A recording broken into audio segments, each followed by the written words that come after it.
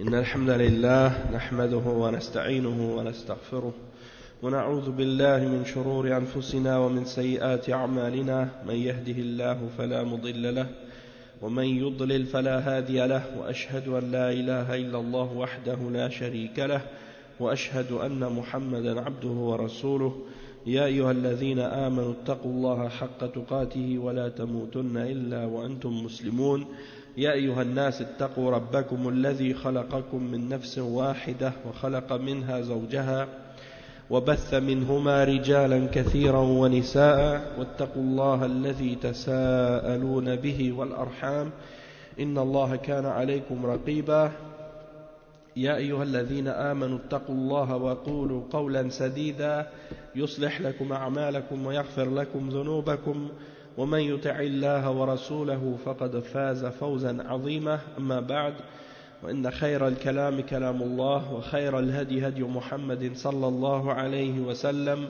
وإن شر الأمور محدثاتها وكل محدثة بدعة وكل بدعة ضلالة وكل ضلالة في النار أما بعد.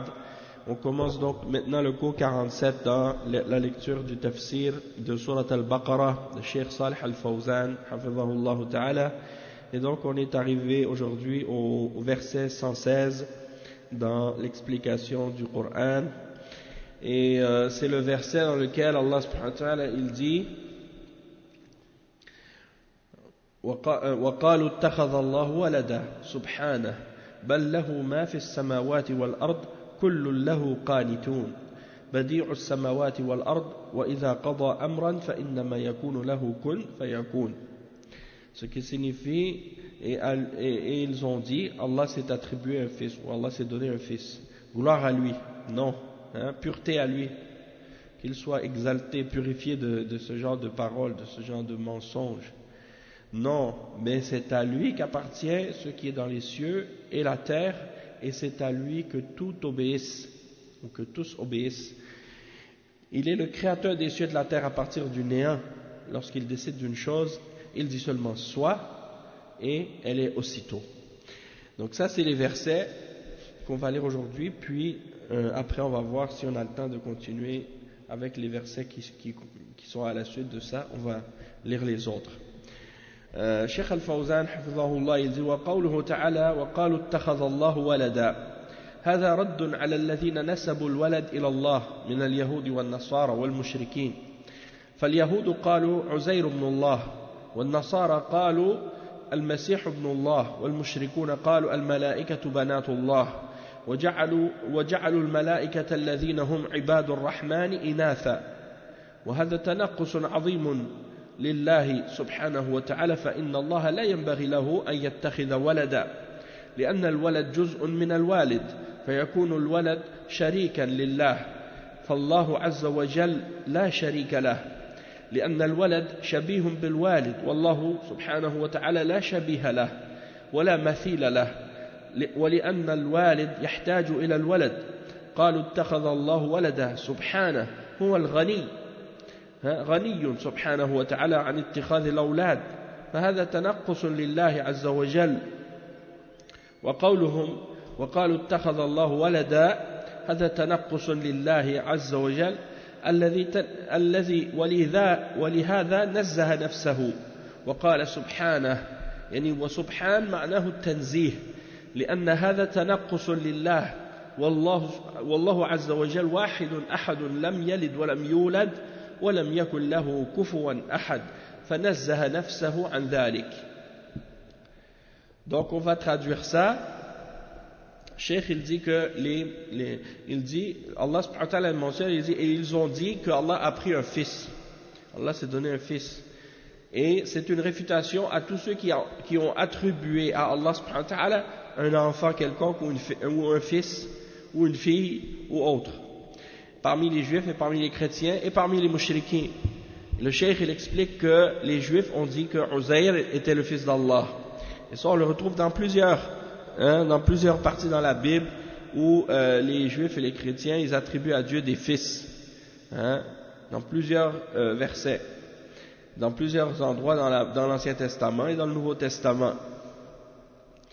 Et ils ont dit à propos les chrétiens, les juifs ont dit que Uzair est le fils d'Allah, et les chrétiens, eux, ont dit que Al-Masih, c'est-à-dire Jésus, fils de Marie, le Messie, était le fils d'Allah. Donc eux, ils ont attribué à Allah un fils, et ils ont prétendu que c'est Isa, Jésus. Tandis que les mushrikoun, eux, ils ont attribué à Allah des filles. Ils ont dit que les anges sont les filles d'Allah. Et le cheikh, il explique le verset 19 dans Surat Az-Zukhruf, dans lequel Allah subhanahu wa ta'ala dit, et ils ont fait des anges qui sont en réalité des serviteurs du tout miséricordieux, c'est-à-dire des serviteurs d'Allah, ils en ont fait des femelles. Ils en ont fait des femmes, des femelles, inath.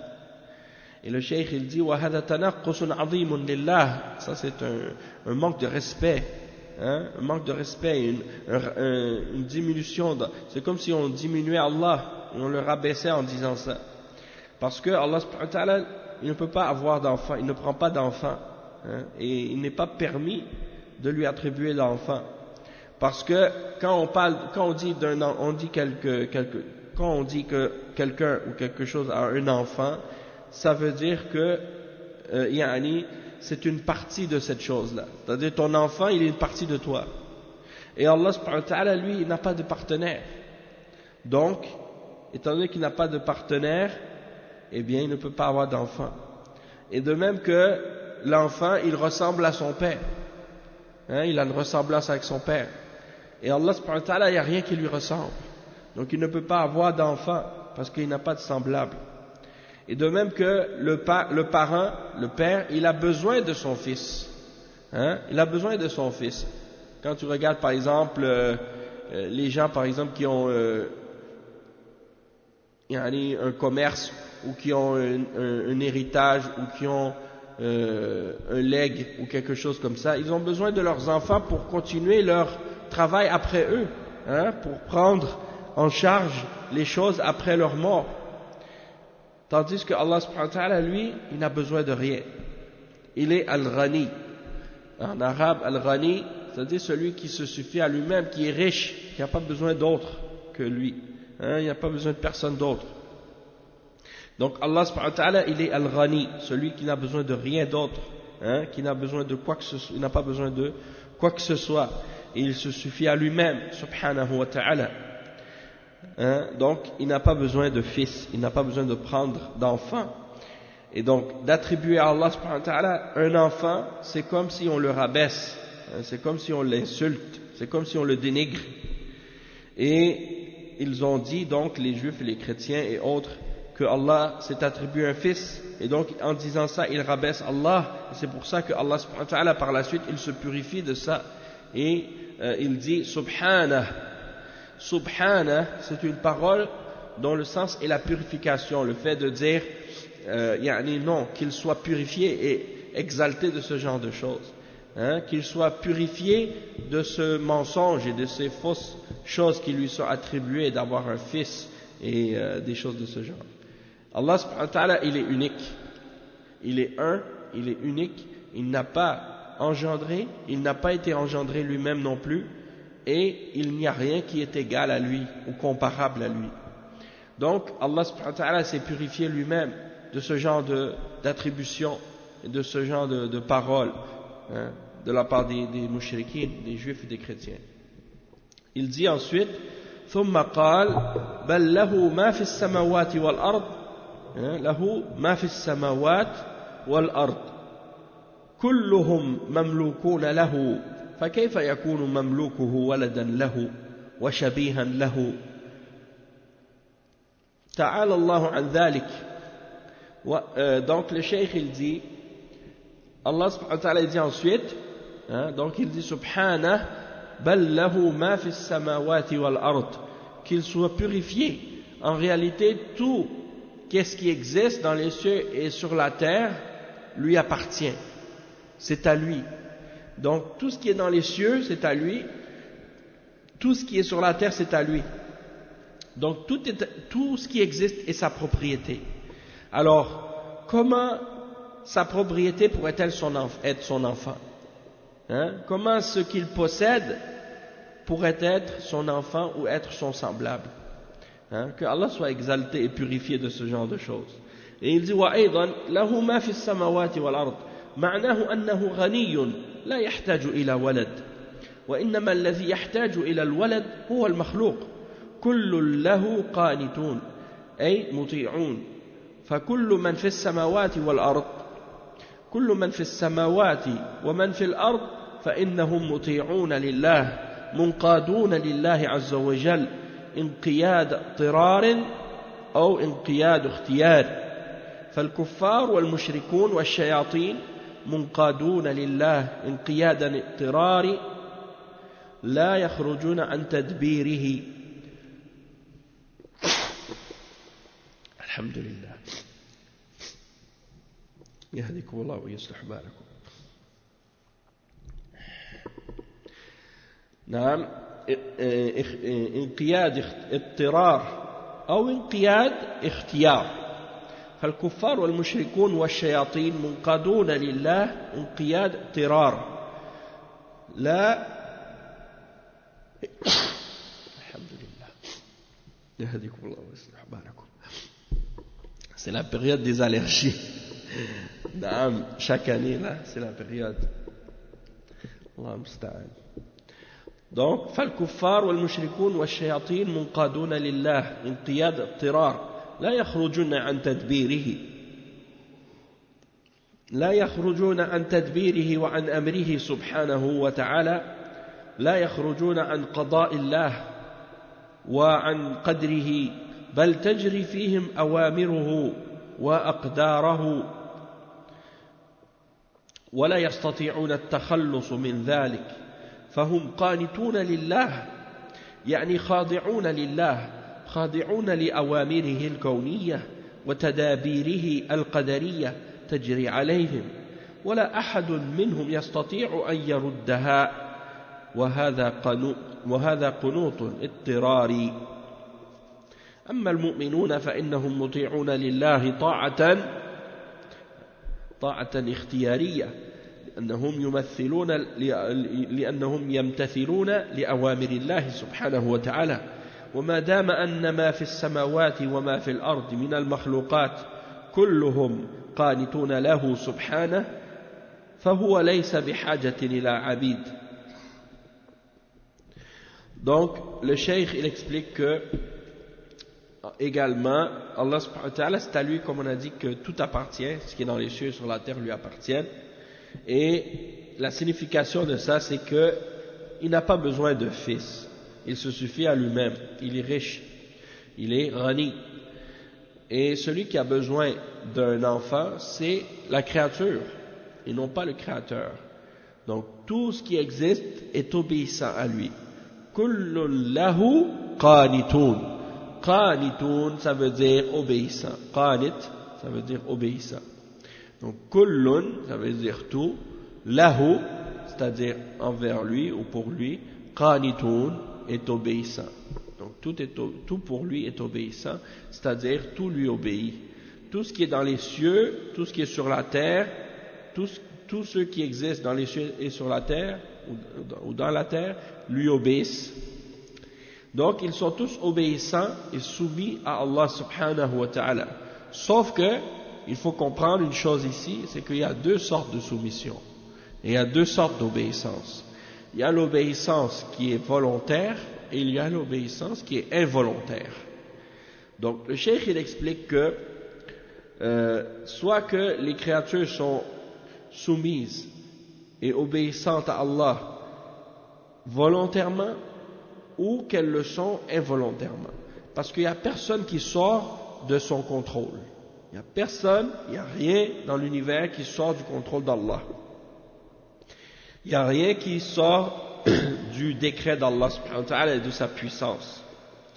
Donc tout ce qui existe est soumis et assujetti aux ordres d'Allah et à sa prédestination.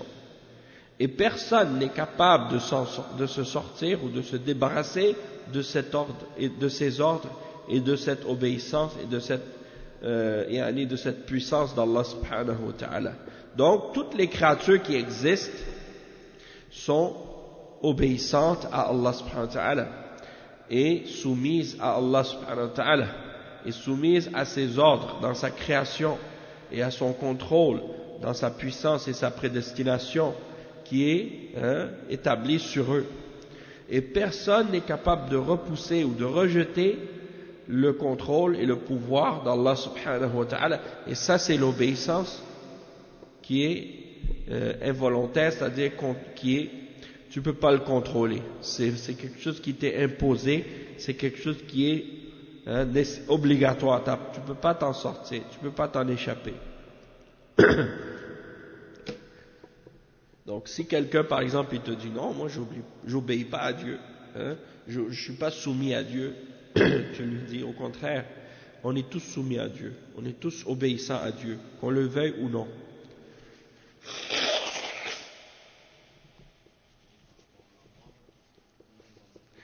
Par rapport à la mort, mais pas seulement par rapport à la mort, même par rapport à la vie, parce que personne d'entre nous choisit il y a personne d'entre nous qui choisit est-ce qu'il vit ou non. Il y a personne d'entre nous qui choisit la date, quand est-ce qu'il naît. Il y a personne d'entre nous qui choisit, par exemple, à quel endroit il va naître. Il n'y a personne d'entre nous qui choisit qui sont ses parents, de quelle origine vont être ses parents, de quelle langue ses parents vont parler, ou de quelle religion ses parents vont être, de quelle couleur va être sa peau, de quelle taille il va être, est-ce qu'il va être grand, est-ce qu'il va être petit, est-ce qu'il va être gros, est-ce qu'il va être maigre, est-ce qu'il va être beau, est-ce qu'il va être laid, est-ce qu'il va être, est-ce que tes yeux vont être bleus ou jaunes ou verts, tu sais pas. Tout ça c'est Allah subhanahu wa ta'ala qui décide ça, et pas seulement ça, même ton intelligence, est-ce que tu vas être intelligent ou tu vas être bête, est-ce que tu vas être fort, est-ce que tu vas être faible,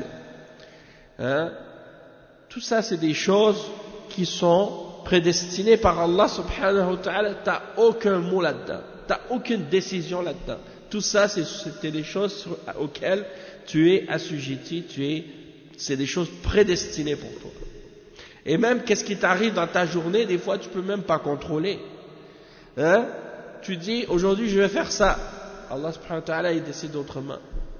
Tu dis aujourd'hui je vais aller faire un pique-nique, je vais aller au parc, et il commence à pleuvoir. Là, je peux pas faire mon pique-nique. Ça veut dire quoi? Ça veut dire c'est pas toi qui décides. Tu dis un voleur, un criminel, il dit aujourd'hui je vais aller voler la banque. Il sort pour aller voler la banque, il traverse la rue, il tombe, il se casse une jambe. Il peut pas aller voler la banque. Le vol de banque est annulé. C'est pourquoi? Parce que Allah il a pas prédestiné que tu allais voler la banque aujourd'hui. Il y a plein d'exemples comme ça. Tu dis moi je vais devenir médecin. Tu dis moi je vais devenir médecin, tu es intelligent, tu as fait des études, tu dis moi je suis capable de rentrer, tu rentres à l'université, tu fais tes études de médecine, tu prends ton diplôme, le lendemain tu meurs. Tu n'as jamais travaillé dans la médecine. C'est comme ça. C'est Allah qui décide, c'est pas toi. Toi tu es soumis à Allah subhanahu wa ta'ala, que tu le veuilles ou non. C'est comme par exemple, c'est arrivé ça, cette histoire, que quelqu'un, il y avait une femme qui était mariée avec un homme qui étudiait en médecine. Elle s'attendait à avoir la belle vie parce qu'elle dit mon mari il étudie en médecine, il a presque fini ses études. Il a fini ses études, il est mort. Toutes ces années d'études, de sacrifices, et puis il est mort. Et puis la belle vie là, ça c'est pas arrivé. C'est pas arrivé. Parce que c'est Allah qui décide. Subhanallah. Donc il faut mettre sa confiance en Allah, pas en les créatures. Ça c'est une leçon. Donc kullu lahu qanitun, tout est obéissant à Allah subhanahu wa ta'ala, volontairement ou involontairement.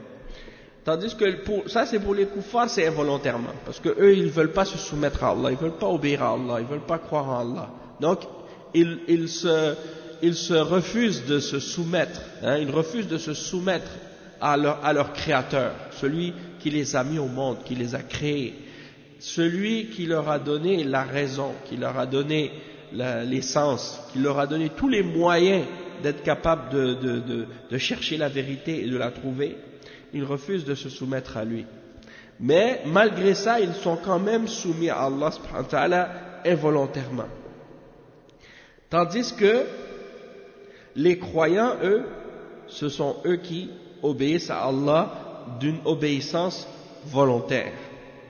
Parce qu'ils mettent en application les ordres d'Allah subhanahu wa ta'ala. Et du moment que tout ce qui est dans les cieux et sur la terre parmi les créatures sont soumis à Allah subhanahu wa ta'ala, il dit madame annama fi samawati wa ma fi al-ard min al-makhluqat kulluhum qanituna lahu subhanahu wa ta'ala fahuwa laysa bihajatin ila abid ou ila walad. Yani Allah subhanahu wa ta'ala, il n'a pas besoin d'un enfant.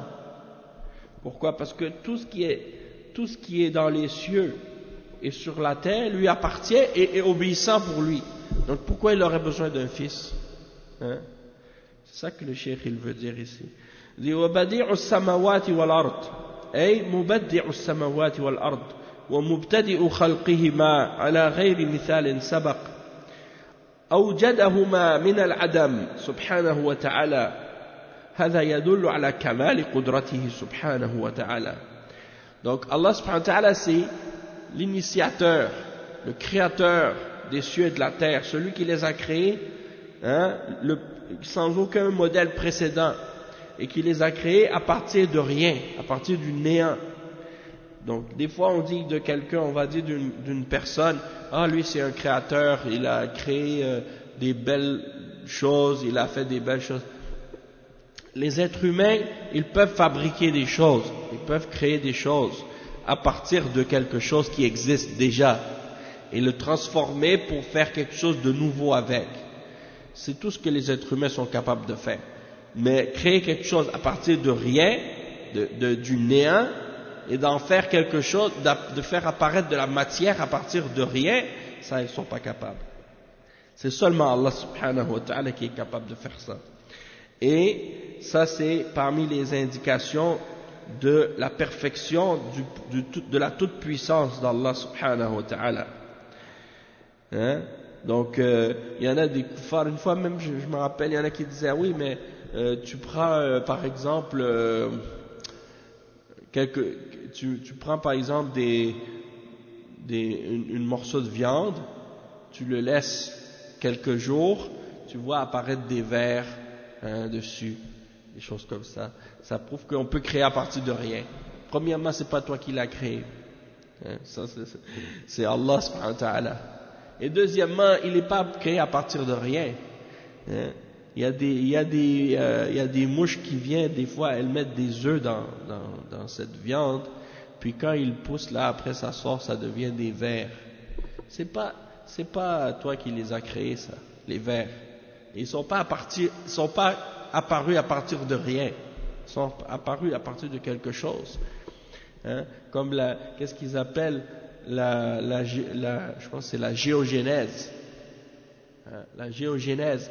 Le fait que des créatures apparaissent toutes seules comme ça, puis elles sont en vie. C'est comme ça que les scientifiques athées expliquent l'origine de la vie. Ils disent que sur la Terre, à l'époque très ancienne, des milliards d'années en arrière, la Terre était très volcanique et très sauvage, il y avait pas de nature, il y avait rien.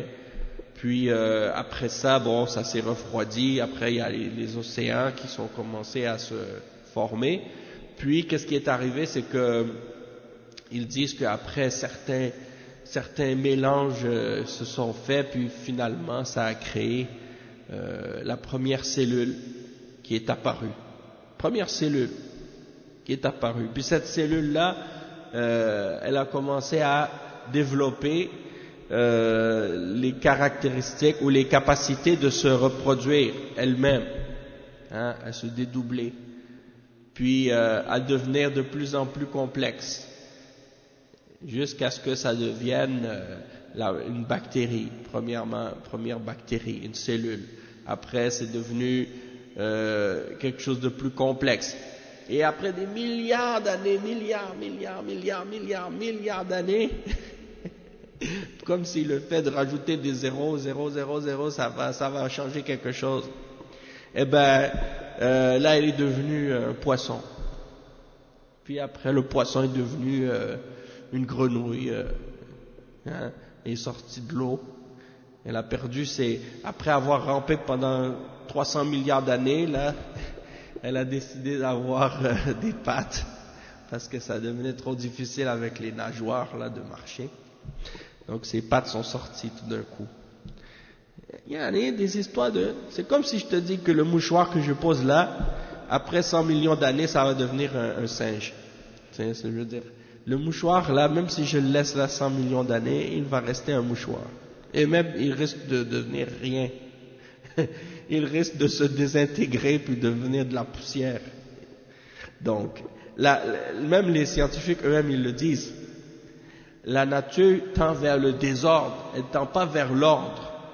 Donc, c'est pas normal que tu dises que la nature, elle s'ordonne par elle-même puis devient quelque chose de structuré, d'ordonné, hein, qui se transforme d'une manière intelligente, hein, et intelligente, et tu vois qu'il y a une sagesse, il y a une logique derrière. Ça, quelqu'un qui est intelligent, il ne peut pas affirmer ça, qu'il n'y a rien derrière qui contrôle. Donc il faut, si tu es intelligent, tu as un minimum d'intelligence, tu affirmes l'existence du Créateur. Mais même ça, encore, c'est pas suffisant. Il faut affirmer l'existence du Créateur, mais aussi il faut affirmer, hein, que tu dois l'adorer, ce Créateur-là, et obéir à ses ordres, qu'il a envoyé des livres et des messagers, pour qu'on sache comment vivre. Parce que si tu affirmes l'existence du Créateur, mais que par la suite, hein, tu laisses passer les choses, tu dis oui à un Créateur, mais tu vis comme tu veux par la suite, non. Ça, c'est pas acceptable. Parce que, en même temps aussi, si tu dis, oui, ok, il faut l'adorer, ce Créateur, mais il faut savoir comment tu vas faire pour l'adorer. Hein? Comment tu vas savoir qu'est-ce qu'il veut et qu'est-ce qu'il veut pas, sans qu'il envoie des messagers et des livres pour t'indiquer, pour t'orienter, pour t'apprendre comment faire pour l'adorer. Sinon, tu vas faire comme les mouchriquines. Tu vas inventer des adorations, tu vas commencer à faire des sacrifices humains, tuer des hommes, pour dire ah, le Dieu il est en colère, il faut que je te tue parce que sinon il va pas enlever le châtiment. Quand il y a un tonnerre, il pense que c'est la colère de Dieu, donc il faut tuer un être humain pour apaiser sa colère. Ils inventent des choses qui sont même pas vraies. Ils attribuent à Allah des lois et des règles qu'il n'a même pas révélées. Et quand tu leur mentionnes, tu leur dis, mais où est-ce qu'elle est la preuve de qu'est-ce que vous dites? Donnez-moi un livre, quelque chose. Ils n'ont pas de preuve parce qu'ils ne se basent pas sur la révélation, ils se basent sur leur désir et leur passion. Hein? C'est ça la différence entre les gens qui suivent la religion en se basant sur une preuve venant d'Allah et ceux qui adorent Allah en se basant sur l'ignorance et leur propre désir et leur propre passion. Donc le cheikh il dit quoi? Badi'u as-samawati wal ard. Après il dit wa asdara al-amr, wa idha asdara al-amr wujida al-ma'mur fi al-hal wa idha qada amran fa innama yaqulu lahu kun fayakun. ما يحتاج إلى ولد يعينه أو أحد في خلقه يعينه أبدا بل هو الذي يعين الخلق ولا يعينونه سبحانه وتعالى وهذا برهان على بطلان قولهم اتخذ الله ولدا. Le cheikh il dit Allah subhanahu wa ta'ala quand il ordonne quelque chose, la chose qu'il a ordonnée elle s'applique et elle se fait à l'instant, c'est instantané, c'est automatique. Donc quand Allah subhanahu wa ta'ala ordonne à quelque chose d'exister et d'être, elle est automatiquement. Hein? Il n'y a pas d'attente, il n'y a pas de délai. Donc Allah subhanahu wa ta'ala dit, lorsqu'il a décrété d'une chose, il n'a qu'à lui dire soit et elle est. C'est le verbe impératif, hein, d'être. Yaqul kun fayakun, automatiquement. Donc celui qui est de telle façon que lorsqu'il ordonne à une chose d'exister, elle est, et qu'il fait tout ce qu'il veut, quand il veut, comme il veut, hein, par sa toute puissance, il a juste à dire soit et c'est. Lui, est-ce qu'il a besoin d'un fils pour l'aider? Non. L'homme, il a besoin d'un fils pour l'aider. Hein, s'il est fermier, il va travailler sur la ferme, il a besoin de son fils pour l'aider. Hein, s'il a une compagnie, il a besoin de son fils pour l'aider dans sa compagnie. S'il a un commerce, il a besoin de son fils pour l'aider dans le commerce. Ou quelque chose comme ça. Allah subhanahu wa ta'ala, il n'a pas de besoin. Hein, donc il n'a pas besoin de sa créature, il n'a pas besoin d'un fils non plus. Hein? C'est lui qui a tout créé et c'est lui qui aide ses créatures. C'est lui qui a besoin de son aide. Lui, il n'a pas besoin de leur aide. Et ça, c'est la preuve de la fausseté d'attribuer à Allah subhanahu wa ta'ala un fils. Hein? Donc tu peux pas, si tu vas avoir une discussion avec un chrétien sur ça, sur le sujet que Allah subhanahu wa ta'ala, il n'a pas de fils, tu vas avoir une discussion avec un chrétien là-dessus. Le chrétien, il peut jamais entrer dans une discussion ou un débat avec toi avec de la raison ou de la logique. Il est obligé de rentrer avec ses émotions et ses sentiments pour essayer d'argumenter qu'est-ce qu'il veut parce qu'il n'y a pas de preuve logique ou même religieuse pour justifier ses croyances. Il est obligé. C'est pour ça que tu vois dans les églises, les chrétiens, du début à la fin, ils font juste chanter tout le temps. Parce que quand tu chantes, c'est tes émotions, c'est tes sentiments. C'est facile de suivre tes passions et tes désirs quand tu chantes tout le temps. Mais quand tu t'assois avec eux pour dire, bon, on va discuter logiquement, là, on va argumenter avec des preuves rationnelles pour établir ce que vous dites. Et on va ramener la révélation pour voir qu'est-ce que vous dites, est-ce que ça fait du sens ou non. Et on constate que ces gens-là ne sont pas capables de continuer le débat. Et moi, quand je me rappelle, une fois j'avais discuté avec des chrétiens, et en plein milieu de la discussion, ils commencent à chanter comme ça. En plein milieu de la discussion, tout d'un coup, ils commencent à chanter.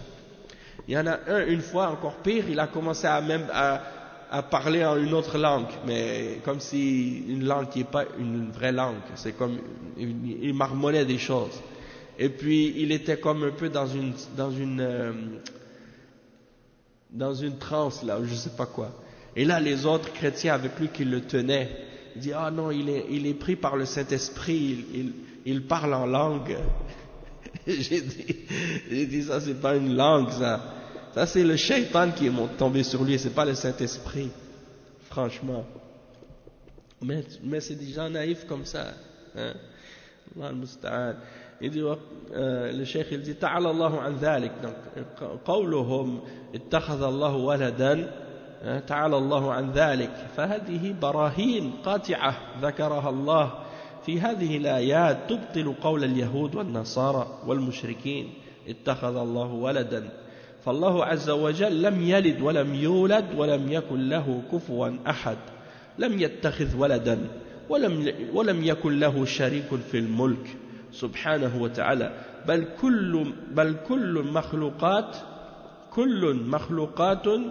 خاضعة له مفتقرة إليه محتاجة إليه وهو غني عنها سبحانه وتعالى فدلت الآيات على فوائد عظيمة في العبادة وفي العقيدة Donc le cheikh il dit que Allah subhanahu wa ta'ala il est exalté, purifié de ce mensonge d'avoir un fils.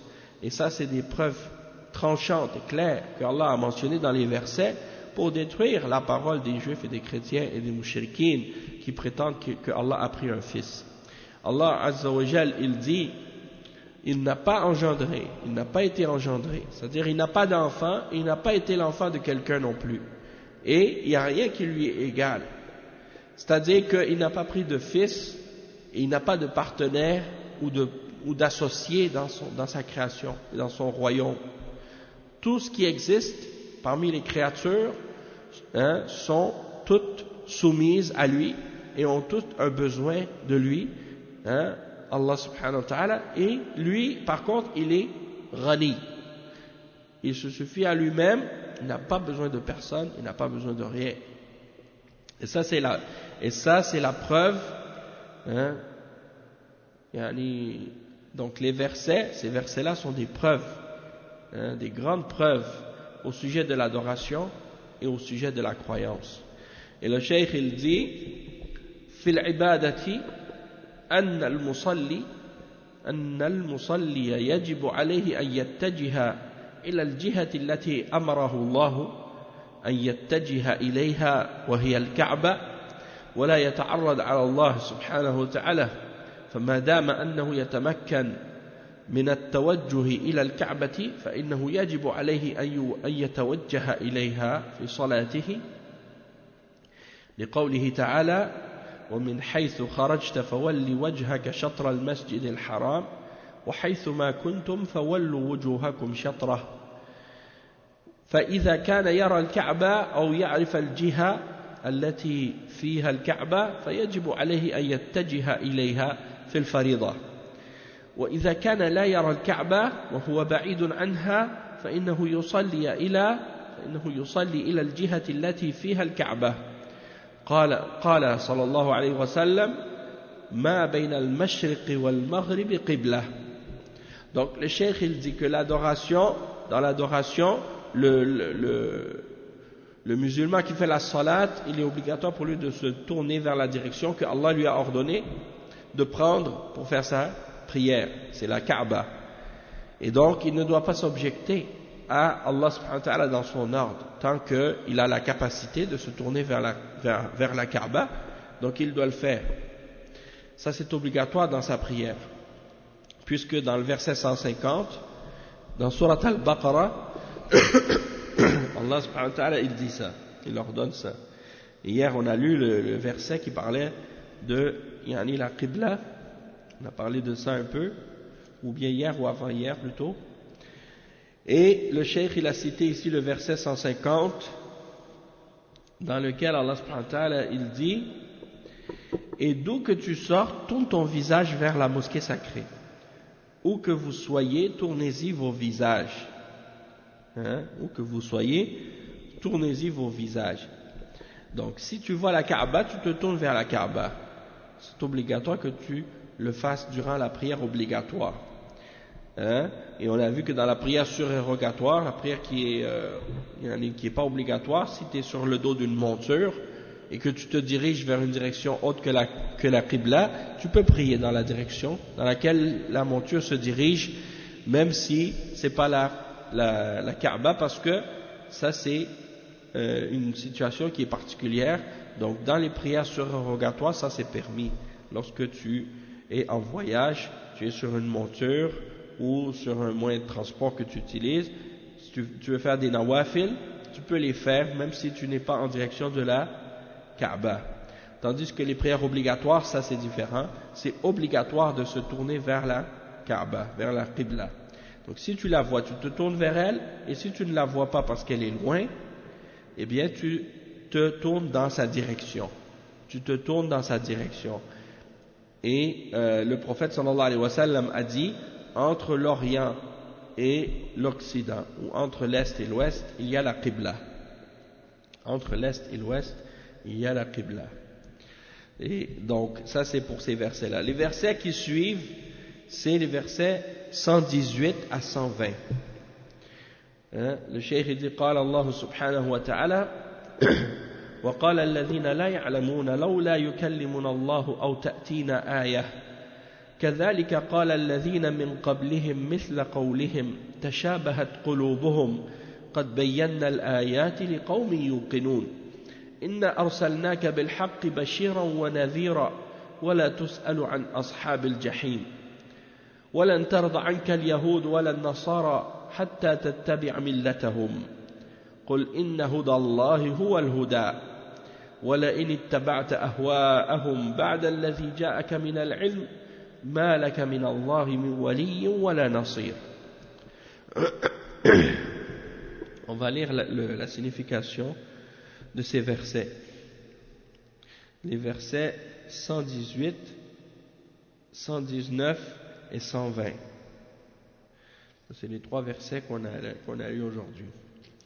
Donc, juste avant de lire la traduction, je voulais juste mentionner par rapport à ce que je disais tout à l'heure, hein, des choses qui ont rapport avec le fait que Allah subhanahu wa ta'ala il est badi'u samawati wal ard, c'est-à-dire qu'il a créé les cieux et la terre à partir de rien.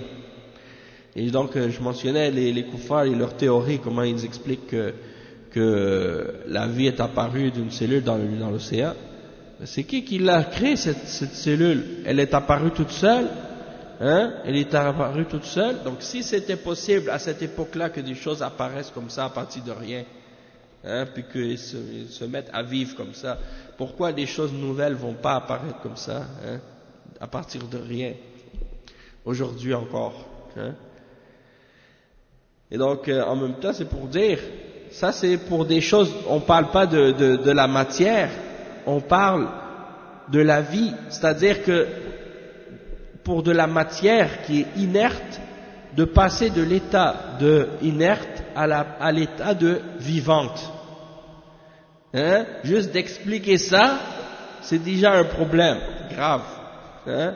Insurmontable pour les scientifiques et les kuffars, et en particulier les kuffars scientifiques. Parce que les croyants, scientifiques croyants, pour eux, ils comprennent que c'est Allah qui a créé ça. Mais pour les scientifiques kuffars qui sont arrogants, orgueilleux, qui pensent qu'ils ont tout compris, mais qu'ils n'ont rien compris, hein, pour eux, c'est clair que c'est compliqué d'expliquer ça. Mais là, si on regarde la matière inerte elle-même, d'où est-ce qu'elle vient? Est-ce qu'elle est apparue toute seule? Les atomes et tout. Donc tu les vois, ils parlent de Big Bang, des atomes qui ont ci, ça, qui se sont transformés, qui ont explosé, je sais pas quoi. Mais ces atomes-là, c'est qui est-ce qui les a créés? Elles sont apparues de où?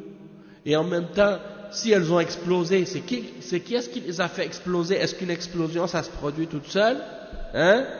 Est-ce que mon mouchoir là, il va exploser tout d'un coup comme ça? Non, c'est pas possible. La matière ne peut pas exploser comme ça pour rien. Il faut qu'il y ait une cause, hein? Une cause pour qu'il y ait un effet. Toute cause, il doit avoir un effet. C'est pas possible qu'une chose se produise sans qu'il y ait une cause derrière. Et c'est qui cette cause? C'est quoi cette cause? Si c'est pas Allah subhanahu wa ta'ala, c'est quoi? Hein? Donc ils ramènent des théories puis ils parlent comme s'ils ont compris quelque chose.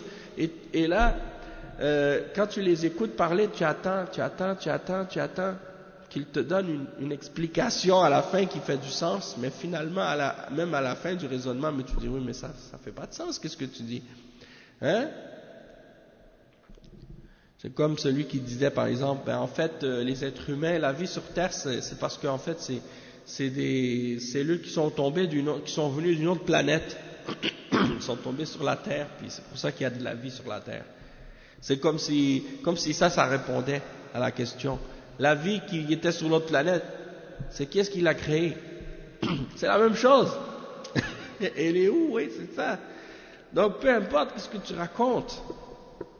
Il y en a d'autres qui disent non, c'est des extraterrestres qui ont créé les êtres humains. C'est qui a créé les extraterrestres? Hein? C'est Allah subhanahu wa ta'ala, tu ne peux pas t'en sortir. Tu es obligé d'affirmer l'existence d'Allah subhanahu wa ta'ala, tu n'as pas le choix. Hein? Ça c'est si tu veux être cohérent et intelligent et avoir du sens. Sinon si tu veux affirmer des contes de fées, des histoires farfelues, ça c'est facile d'inventer des mensonges, mais ça explique pas la vérité. Hein? Donc les trois versets qu'on vient de lire, les versets 118, 119 et 120, Allah subhanahu wa ta'ala, il dit ce qui signifie dans ces versets-là. Et ceux qui ne savent pas ont dit, pourquoi Allah ne nous parle-t-il pas directement? Ou pourquoi un signe ne nous vient-il pas? Pourquoi Allah ne nous parle pas directement? Pourquoi il ne nous fait pas un signe individuel à nous, chacun d'entre nous? De même, ceux avant eux disaient une parole semblable. Leurs cœurs se ressemblent. Nous avons clairement exposé les signes pour que des gens qui ont la foi ferme. Nous avons clairement exposé les signes pour des gens qui ont la foi ferme. Certes, nous t'avons envoyé, c'est-à-dire ô toi Muhammad, sallallahu alayhi wa sallam, nous t'avons envoyé, Allah il dit nous t'avons envoyé avec la vérité, en annonciateur et avertisseur. Et on ne te demande pas compte des gens de l'enfer. Ni les juifs, ni les chrétiens ne seront jamais satisfaits de toi jusqu'à ce que tu suives leur religion. Dis, ô Muhammad, certes, la direction d'Allah, c'est elle qui est la vraie. C'est elle la vraie direction. Mais si tu suis leur passion après ce que tu as reçu de science, tu n'auras contre Allah ni protecteur, ni secoureur. Ni protecteur, ni secoureur. Donc là, on va lire l'explication de Cheikh Al-Fawzan de ces versets. يقول الله عز وجل عن المشركين لما دعاهم رسول الله صلى الله عليه وسلم إلى الإسلام وأخبرهم أنه رسول الله إليهم وهم لا يعلمون أي ليس لهم كتاب قبل هذا الكتاب قالوا لولا يكلمنا الله أو تأتينا آية هذا تعنت منهم فلولا بمعنى هلا يطلبون من الله ويقولون للرسول صلى الله عليه وسلم لا نؤمن بك ولا نصدقك حتى يكلمنا الله أي يكلم كل واحد من الكفار ويقول له أنا أرسلت إليك محمدا فأطعه وهذا من باب التكبر والعناد والعياذ بالله لأنهم يقولون أنت بشر مثلنا فلماذا لا يكلمنا الله ويوحي إلينا كما كلمك وكما أوحى إليك ونحن كلنا بشر وهذا كما في قوله تعالى عن قوم نوح عليه السلام ألقي الذكر عليه من بيننا بل هو كذاب أشر في سورة القمر. Donc le cheikh il explique et il dit que Allah Azza wa Jal il dit à propos des mushrikines, lorsque le messager d'Allah sallallahu alayhi wa sallam est venu les appeler à l'islam, il leur a informé qu'il est un messager d'Allah vers eux. Et eux, ils ne savent pas. C'est-à-dire que la ya'lamoun. وقال الذين لا يعلمون. Le cheikh il dit الذين لا يعلمون ليس لهم كتاب. C'est-à-dire c'est des gens, ils n'ont pas reçu de livre auparavant. C'est les Arabes. Ils n'avaient pas reçu de livre comme les Juifs avaient reçu un livre. Eux, ils n'avaient pas reçu de livre avant le Coran. Et donc ils ont dit, pourquoi Allah ne nous parlerait pas à nous directement, ou qu'il ne nous envoie pas un signe? Et ça c'est en fait une forme d'arrogance et d'obstination de leur part, de refus de la vérité. Donc c'est comme s'ils demandaient à Allah, et ils disent aux messagers, on ne croit pas en toi, et on ne va pas te croire jusqu'à ce que Allah nous parle directement à nous aussi. C'est-à-dire que chacun d'entre ces kuffars, il voudrait que Allah lui parle, que Allah parle à chacun d'entre eux. Ils souhaitent que Allah parle à chacun d'entre eux pour leur dire, je t'envoie Muhammad, alors obéis-lui. Et ça c'est de l'arrogance et de l'orgueil, wal'iyadhu billah, parce qu'ils disent au prophète Muhammad sallallahu alayhi wa sallam, toi tu es un être humain comme nous, donc pourquoi Allah il ne nous parle pas à nous de la même manière qu'il t'a révélé à toi, et de la même manière qu'il t'a parlé à toi, parce que nous sommes tous des êtres humains. Et c'est ça ce qu'ils ont dit à Nuh alayhi salam auparavant, dans le verset 25 dans Surat Al-Qamar, أَأُلْقِيَ عَلَيْهِ الذِّكْرُ مِنْ بَيْنِنَا بَلْ هُوَ كَذَّابٌ أَشِرٌ. Il dit, est-ce que c'est à lui sur qui le rappel a été jeté parmi nous, ou bien entre nous? C'est seulement à lui que ça a été donné, mais certes c'est un grand menteur.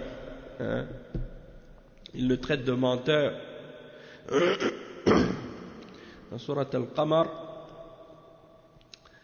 ألقي عليه الذكر من بيننا بل هو كذاب أشر سيعلمون غدا من الكذاب الأشر. Ils vont savoir demain c'est qui le menteur.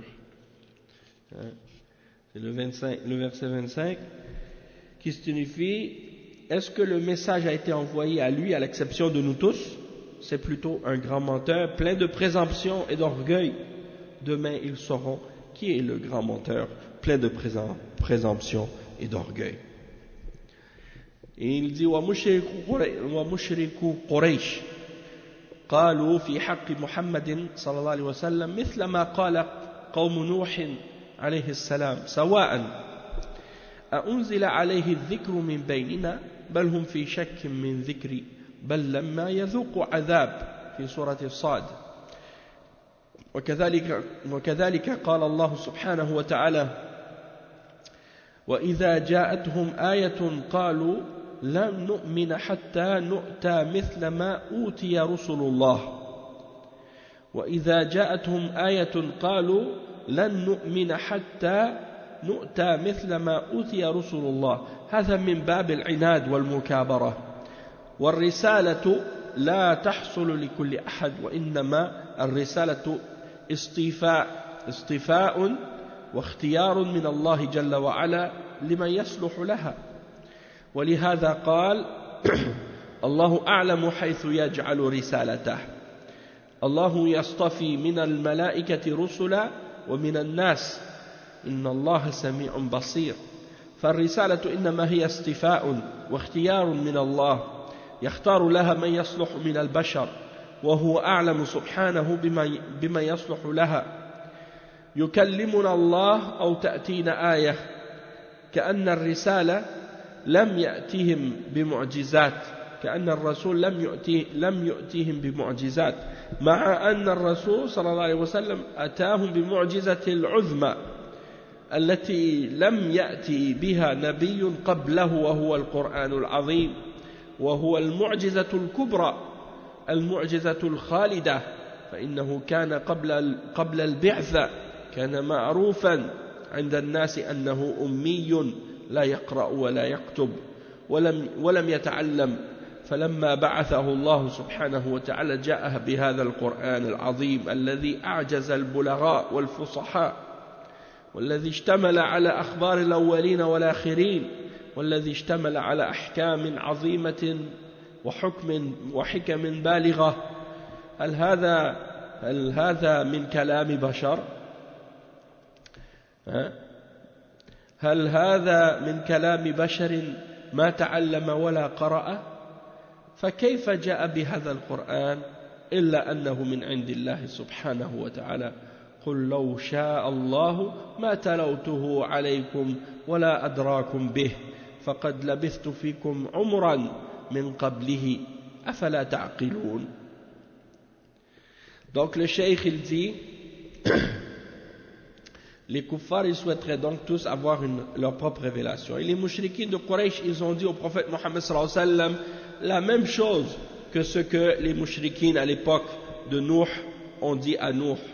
Dans le verset 124 dans le verset 8 dans Surat Sad, Allah subhanahu wa ta'ala il mentionne justement cet exemple, le verset 8. Les mouchrikoun ont dit أَأُلْقِيَ عَلَيْهِ الذِّكْرُ مِنْ بَيْنِنَا بَلْ هُمْ فِي شَكٍّ مِنْ ذِكْرِ.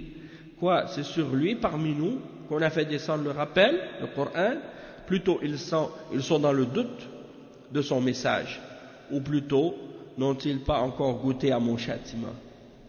Et le verset 124 dans Surat Al-An'am, dans lequel Allah subhanahu wa ta'ala dit et lorsqu'une preuve leur vient, ils disent jamais nous ne croirons tant que nous n'aurons pas reçu un don semblable à celui qui a été donné au messager d'Allah. Donc ils veulent que la révélation leur soit donnée. Il y a beaucoup d'exemples autres que celui-là, comme par exemple dans le verset dans Surat, je pense c'est Al-Haqqa, Allah subhanahu wa ta'ala il dit bal yuridu kullu imri'in minhum an yu'ta suhufan munashshara. Yani, non c'est pas Al-Haqqa, c'est, je crois que c'est Al-Qalam. Non, pas c'est pas Al-Qalam. بل يريد كل امرئ منهم أن يؤتى صحفا منشرة كلا بل لا يا سيدنا المدثر.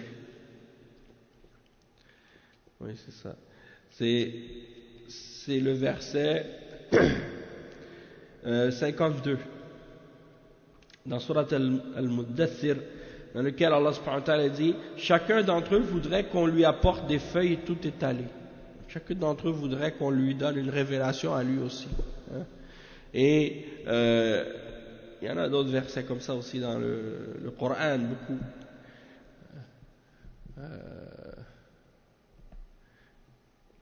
وقال الذين لا يعلمون لولا يكلمنا الله. Donc dans ce verset-là, il demande pourquoi Allah est-ce que Allah il peut nous parler. Dans un autre verset, Allah, dans Surat Al-Furqan, le verset 21, Allah subhanahu wa ta'ala dit وقال الذين لا يرجون لقاءنا لولا أنزل علينا الملائكة أو نرى ربنا لقد استكبروا في أنفسهم وأتوا عتوا كبيرا. Ceux qui n'espèrent pas en notre rencontre, ceux qui n'espèrent pas nous rencontrer, ils disent si seulement on avait fait descendre sur nous des anges, ou si nous pouvions voir notre Seigneur. En effet, ils se sont enflés d'orgueil en eux-mêmes et ont dépassé les limites de l'arrogance. Donc ils veulent toujours ça, demander ce genre de choses. Et le verset précédent qu'on a lu, 124 dans Surat Al-An'am, et lorsqu'on leur vient avec un signe, ils disent nous ne croirons pas tant qu'on n'a pas reçu le même don que ce qui a été donné au messager d'Allah. Et ça c'est leur orgueil et leur arrogance. Et le message, il n'est pas adapté, c'est-à-dire c'est pas tout le monde qui est apte à recevoir une révélation. Allah subhanahu wa ta'ala, sa révélation, il la donne à qui il veut. Et il choisit parmi les créatures ceux qui sont les plus aptes à la recevoir. Et c'est pour ça que Allah subhanahu wa ta'ala, il mentionne dans le verset 75 dans Surat Al-Hajj que Allah subhanahu wa ta'ala, il choisit parmi les anges des messagers et parmi les hommes. Et Allah est certes audient et voyant. Donc le message, c'est seulement par choix, Allah subhanahu wa ta'ala, il a choisi, il a élu ses messagers, il les a choisis parmi les hommes, ceux qui étaient les plus aptes et qui méritaient le plus de recevoir cette révélation-là. C'est pas tout le monde qui le mérite, c'est pas tout le monde qui est apte à être un prophète ou un messager. Et donc quand ils disent pourquoi Allah il nous parle pas ou bien il nous ramène pas un signe, alors que ils disent qu'il nous ramène un signe dans le sens qu'il nous ramène un miracle. Pourquoi Allah il nous parle pas ou bien il nous fait pas descendre un miracle ou un signe pour qu'on puisse croire en lui, comme si le messager Mohammed sallallahu alayhi wa sallam n'avait pas fait de miracle alors qu'il en a fait plein. Et il dit le cheikh que le plus grand miracle que Allah subhanahu wa ta'ala a donné à un messager, c'est le miracle qu'il a donné au prophète Mohammed sallallahu alayhi wa sallam. Et ce miracle c'est quoi? C'est le miracle du Coran Al-Karim. Et ça c'est le plus grand miracle qu'il a jamais donné. Et la différence par rapport au miracle, la différence par rapport au miracle qu'il a donné au prophète Mohammed sallallahu alayhi wa sallam par rapport aux autres prophètes avant lui qui ont reçu des miracles, c'est que le miracle du prophète Mohammed sallallahu alayhi wa sallam c'est un miracle éternel. Il reste même après lui. Il est avec nous, c'est le Coran. Donc, avant la venue du prophète Mohammed sallallahu alayhi wa sallam, avant que Allah l'ait choisi comme étant un messager, avant qu'il reçoive la première révélation, eh bien, il n'était pas capable, le prophète sallallahu alayhi wa sallam n'avait pas appris à lire ni à écrire. Donc, il était illettré. Et les gens dans sa société, dans la ville, ils l'ont connu comme étant quelqu'un qui ne sait ni lire ni écrire. Et quelqu'un qui n'a pas été éduqué non plus, il n'a pas appris, il n'a pas été enseigné, disons comme on dit aujourd'hui à l'école, n'a pas été éduqué. Mais lorsque Allah subhanahu wa ta'ala l'a choisi comme messager et lui a donné la révélation du Coran, eh bien il a été d'une éloquence avec la révélation du Coran que même les plus grands et les plus éloquents de son époque n'ont pas pu égaler. Donc les plus grands poètes de son époque, parce que les Arabes étaient un peuple qui maîtrisait la langue et qui faisait même des compétitions de poésie. Et on a même à l'époque, avant l'islam, connu qu'est-ce qu'on appelle al-mu'allaqat. Al-mu'allaqat, c'est des poèmes qui ont été accrochés sur la Kaaba parce qu'ils étaient tellement des poèmes qui étaient très beaux que les Arabes les ont accrochés sur la Kaaba. Tout le monde les mémorisait, tout le monde les apprenait, ces poèmes-là, à cause de leur éloquence. Mais quand ils ont entendu le Coran, ils ont jamais entendu rien de pareil. Ils n'ont jamais entendu rien d'égal. Et c'est pour ça que dans le Coran, Allah subhanahu wa ta'ala les a mis au défi de ramener quelque chose de semblable. Ils n'ont jamais été capables. Et donc, le cheikh il dit, ce Coran, il y a dedans les informations des premières nations, des premiers hommes, jusqu'au dernier, qu'est-ce qui va arriver après. Et ça comprend également des règles et des principes pleins de sagesse, et des règles claires.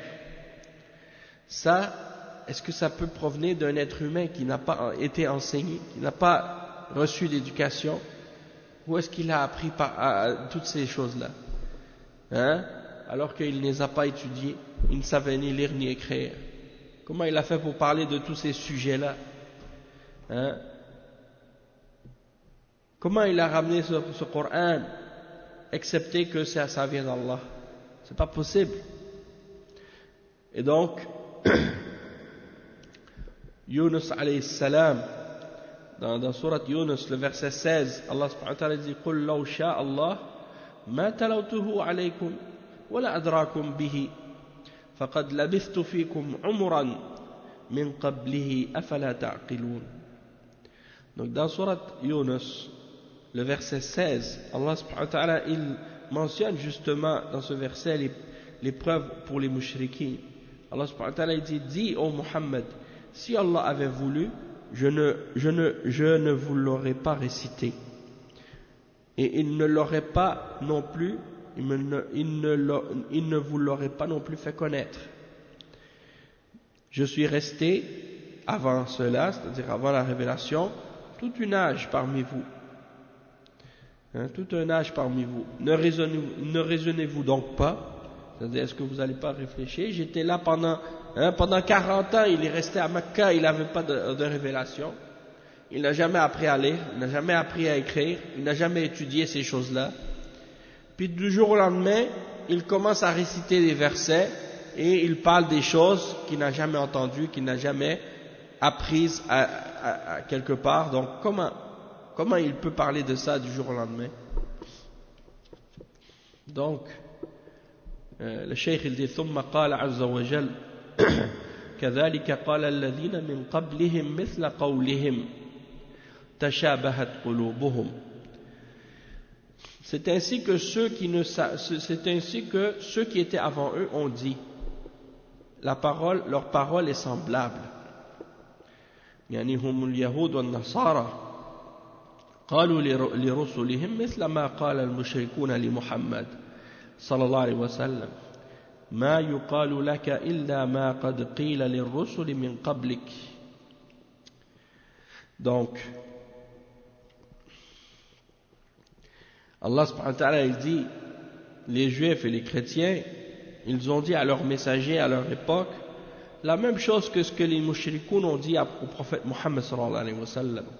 Et même que Allah subhanahu wa ta'ala, il dit dans le verset 43 dans Surat Fussilat, Ma yuqalu laka illa ma qad qila lirrusuli min qablik. C'est-à-dire tout ce qui t'est dit à toi de la part des kuffars et des mushrikines, eh bien c'est uniquement ce qui a été dit aux messagers avant toi aussi. Toutes les excuses, les prétextes, les faux arguments, les shubuhat qu'ils ramènent, les mushrikoun d'avant, ils avaient dit ça aussi à leurs prophètes. Et même les kuffars d'aujourd'hui, qu'est-ce qu'ils disent les kuffars? Ils disent on est en l'an 2017. À chaque fois que tu leur mentionnes quelque chose des ordres d'Allah, ils disent ouais mais on est en 2017 aujourd'hui. Je me rappelle quand on était à l'an 2000, ils disaient on est à l'an 2000 aujourd'hui. Et quand j'étais au primaire à l'école, ils disaient mais on est en l'an, comme par exemple, c'était les années 80, on est en 1984. En voulant dire on a évolué soi-disant. Et ils utilisent toujours ça pour que tu acceptes le faux. Comme si en voulant dire, par exemple, si tu vas critiquer l'homosexualité ou que tu dis les femmes doivent être voilées, ils disent, mais on est en l'an 2017 aujourd'hui, pourquoi on va faire ça? Comme si parce qu'on est dans une année différente que les lois d'Allah doivent changer. C'est toujours ça qu'ils disent.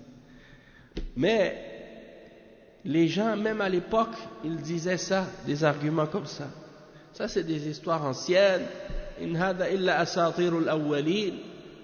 Imaginez, il dit c'est des histoires des anciens, ça, c'est vieux.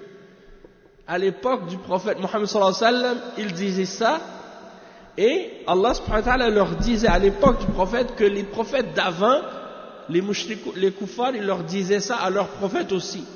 Donc même à l'époque de Nuh alayhi salam, il disait asatirul awwalin.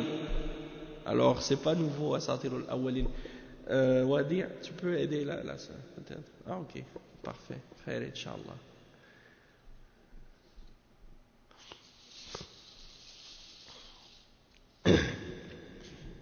Naam, donc c'est ça. C'est pas nouveau ces arguments-là et ces paroles-là qu'on entend aujourd'hui et qu'on entendait à l'époque. On va s'arrêter ici pour aujourd'hui, puis on continuera demain le cours de Tafsir al-Baqarah, Inch'Allah. Subhanakallahumma wa bihamdik, ashhadu an la ilaha illa ant, astaghfiruka wa atubu ilayk, wa sallallahu wa sallam ala nabiyyina Muhammad wa ala alihi wa sahbihi ajma'in. Wassalamu alaykum wa rahmatullahi wa barakatuh.